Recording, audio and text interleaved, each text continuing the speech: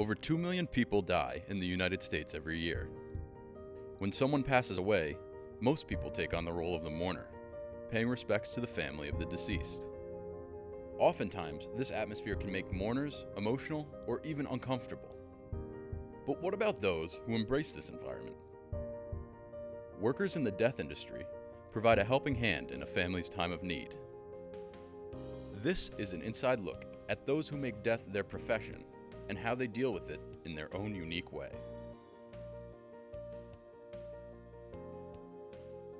This is the life of death.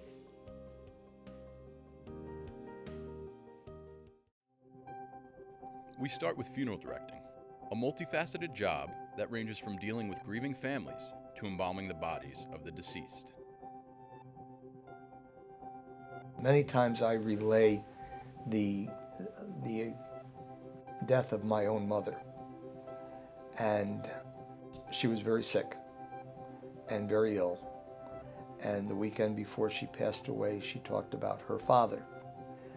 And in my own mind, I think, to give peace to a very uncomfortable situation, many times I feel that when she closed her eyes and took her last breath, that her father was there to take her home, because there has to be something besides and beyond this. It's very important to have compassion, and the reason I say that is because we've had deaths in our own family that made me realize, what we are doing and how helpful we can be to people. It's a challenge, just never knowing what's ahead of you and what you have to do. And just when you think you have your day planned, something happens and it changes everything. Yeah, it can be very difficult. We're on call 24 hours a day, 7 days a week. Our families are very supportive and very, very loving because they have to deal with the fact that we could get called away at any time. Our job is to take care of our own family, but at the same time we're taking care of families that have suffered a loss. Many times people just see us standing at the door greeting people and driving a car down the road in a funeral procession. I don't think they have any idea of what has to be done in order for everything to work and to work well. There's a lot of legwork that people don't see. People just see that it runs smoothly, but they don't necessarily know how that happens.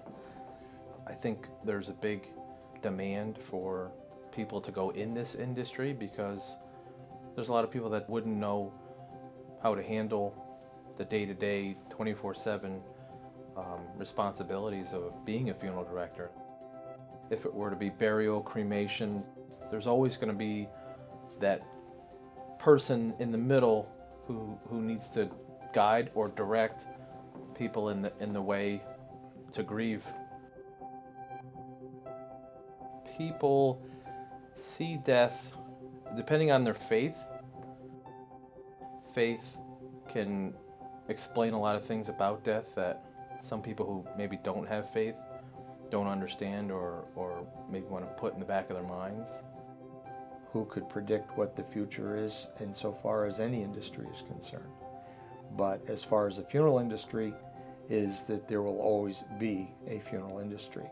There's two certain things in this world: death and taxes.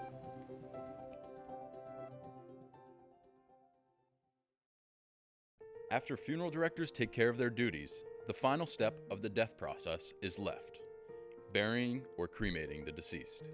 My job is to manage the entire cemetery, from the grounds crew to the office staff. So generally in the morning I start down with the grounds crew, kind of set our plan for the day. What burials do we have, what sections we're going to be working in, what stones we're going to be working on, or pruning, mowing, anything from day to day outside buildings. Once I get into the office, it becomes managing the office staff, which can include anything from cremations that come in to actually also meeting with families in their time of need.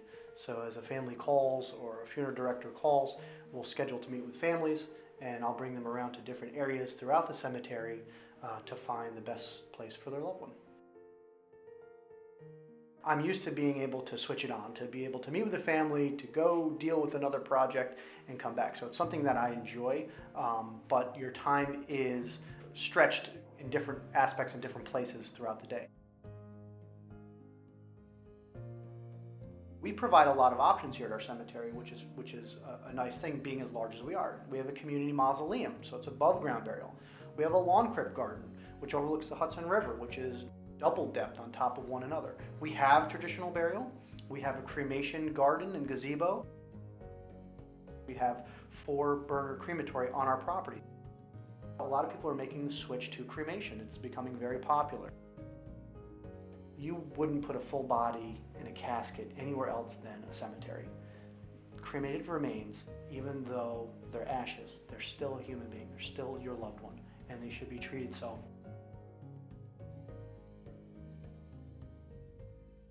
We actually live on the cemetery property, and not having an hour commute or a 45-minute commute, I get out and I get to be home. Work is a priority, and work, comes first, and you're meeting with a grieving family.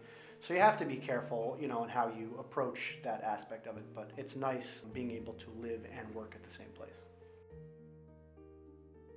A lot of people walk through these doors and they're like, oh my God, you live at a cemetery, oh my. And it's a macabre thing. They think cemetery, they think spirits, and it's scary, but in fact it's not. This is a beautiful 165-acre facility right on the Hudson River.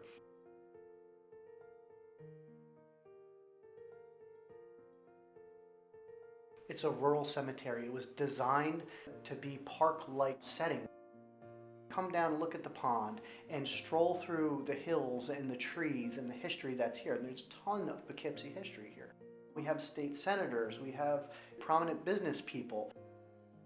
It's not as spooky or scary as people perceive it to be.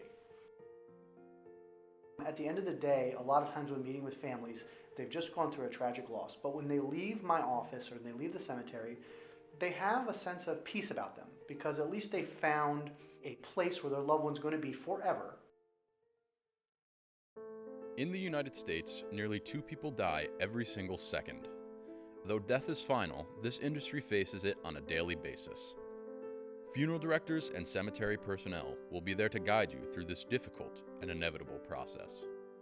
We're blessed to be able to do what we do. This is not a short-term job. It's not, a 3-year or 5-year job. This is the type of position where you're here for 30 years. You have a sense of pride, a sense of ownership, because you're living on this property. So you want it to be as pretty as possible and as beautiful as possible. So it'll be hard to let go 30 years from now, I think.